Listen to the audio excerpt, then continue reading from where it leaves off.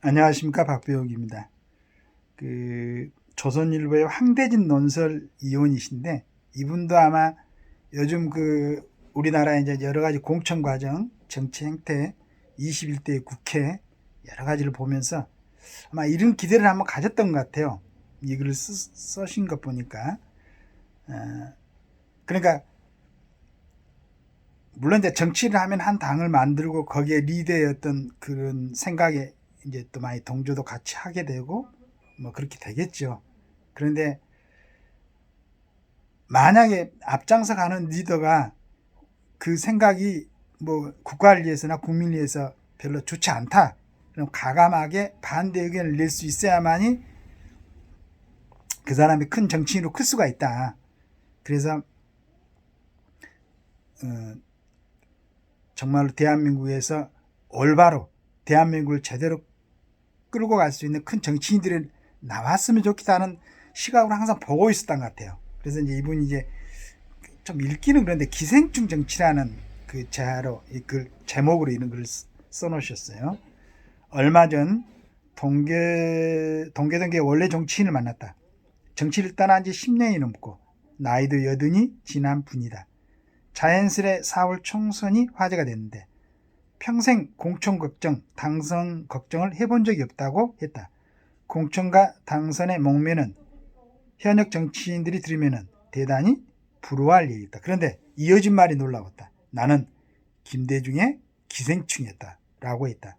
사선 의원까지 지내며 세상을 지락펴락했던 사람이 자신은 기생충에 불과했다고 한두 번도 아니고 여러 번 힘주어 말했다. 고해성사처럼 들렸다. 최근 기생충이란 말이 정치권에서 떠들었다. 새 진보연합 용해인 의원이 민주당 이성정당 후보로 두 번째 비례대표 당선이 사실상 확정됐다는 소식을 접했을 때였다. 개혁신당은 용해인은 4년 전 이어 또다시 민주당의 기생의 의석을 약탈했다. 가히 여의도의 기생충이라고 불러도 손색이 없다고 했다.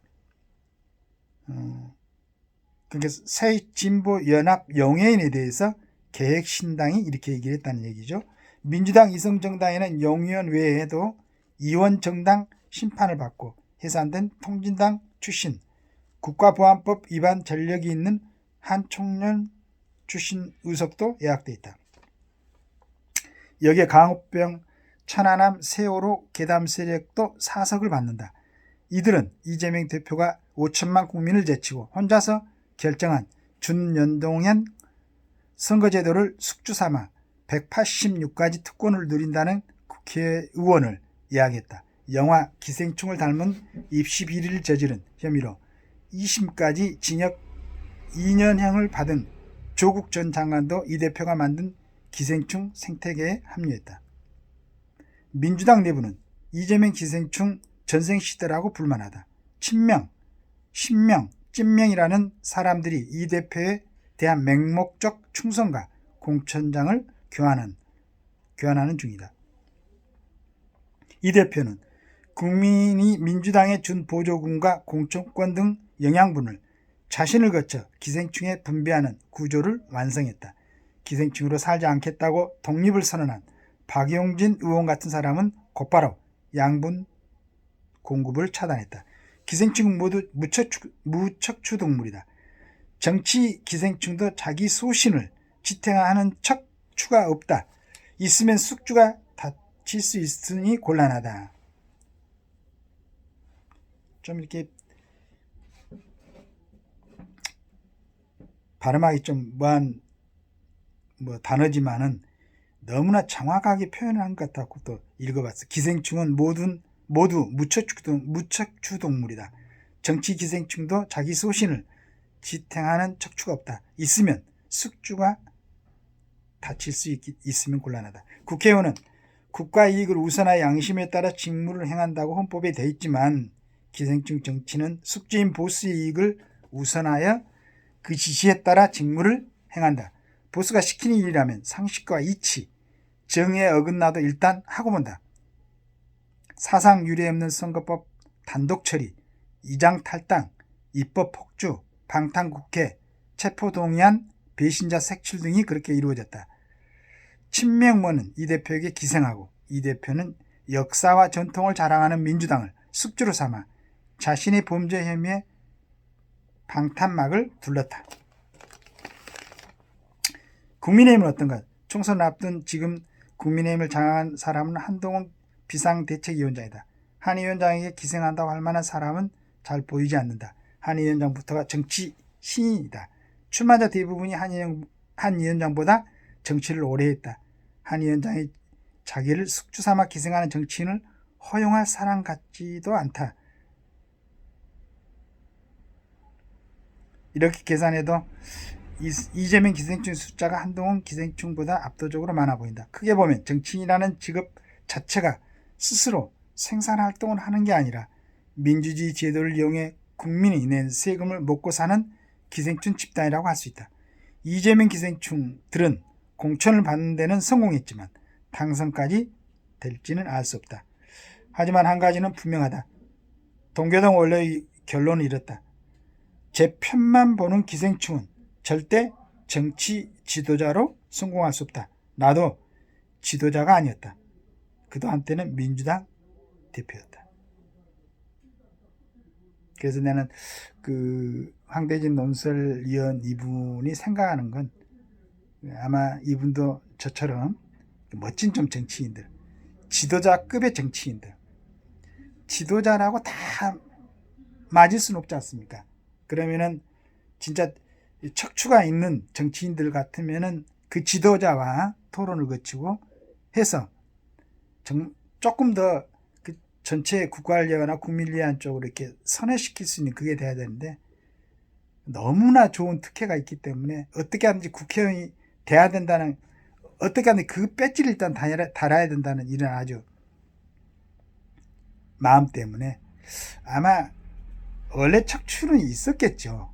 있었는데 그 기능을 발휘 못하거나 스스로 소멸시켜버리는 그런 정치인들이 아닌가 그런 생각을 합니다. 너무 한편으로는 좀 안쓰럽죠. 이 지금 정치를 한다고 나서는 사람들, 정치판에 있는 사람들, 물론 이제 한 80이 넘거나 가까이 있는 사람도 있죠. 특이한 사람들이고 그 사람들도 아마 이제 지나가고 보면은 우리가 참 이제 어렸을 때부터 커오면서 정치인들 기억하지 않습니까? 우리 이승만 대통령부터 박정희 대통령, 그 다음에 기타 정치인들, 대통령 했던 사람들, 많이들 세상을 떴고 가셨죠. 그런데 우리 기억에 남는 건 참 국가를 위해서 헌신하고 그래도 긍정적인 업적을 남긴 사람들은 긍정적으로 평가를 하지만 그의 사람들은 일반 사람들보다도 못한 그 사람 이름을 기억하면은 참 추한 행태를 보였던 그런 모습들만 기억에 남는 거죠. 그러면 지금 정치하는 사람들도 이제 국회의원 한 번 되면 4년 하지 않습니까? 대통령 한 번 되면 5년 하고. 근데 국민들한테 정말로 역겨운 대상으로 남을 것인가? 그래 안 하면 척추동물로 한 번 4년을 하든지 8년을 하든지 뚜렷하게 어떤 국가와 국민을 위해서 이 사람 그래도 이런 얘기를 했다라고 물러나서 제가 항상 얘기하지만은 절대 빈곤은 아니잖아요. 정치인들 먹고 살잖아.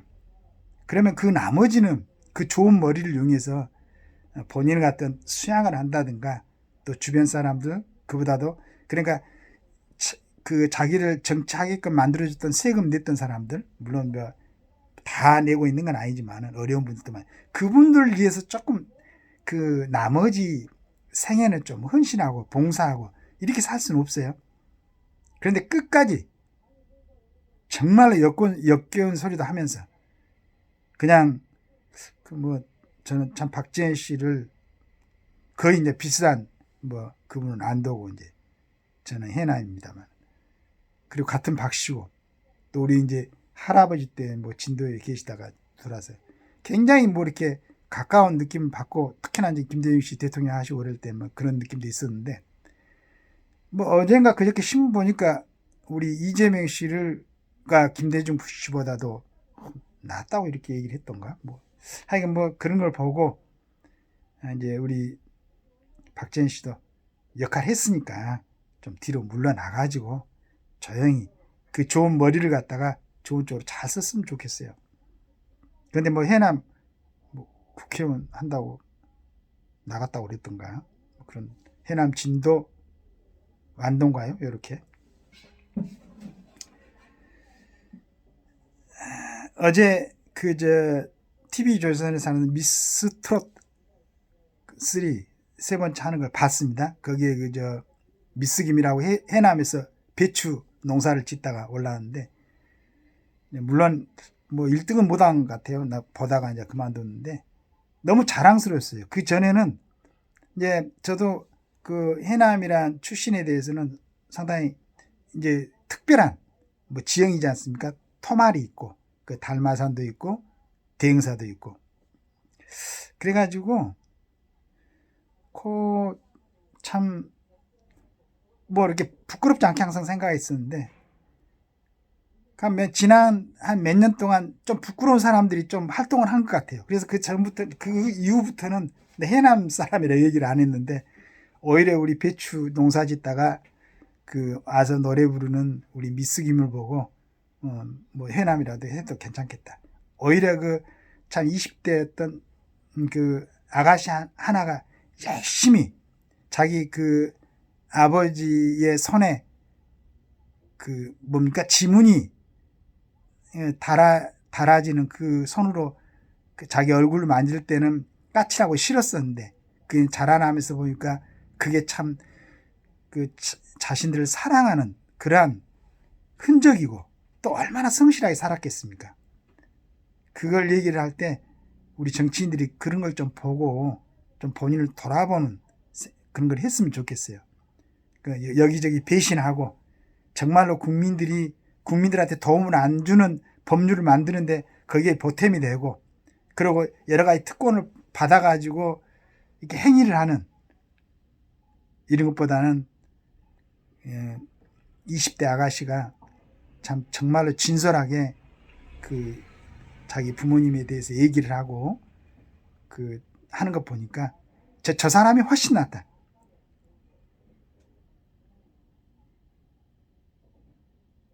그런 생각이 듭니다.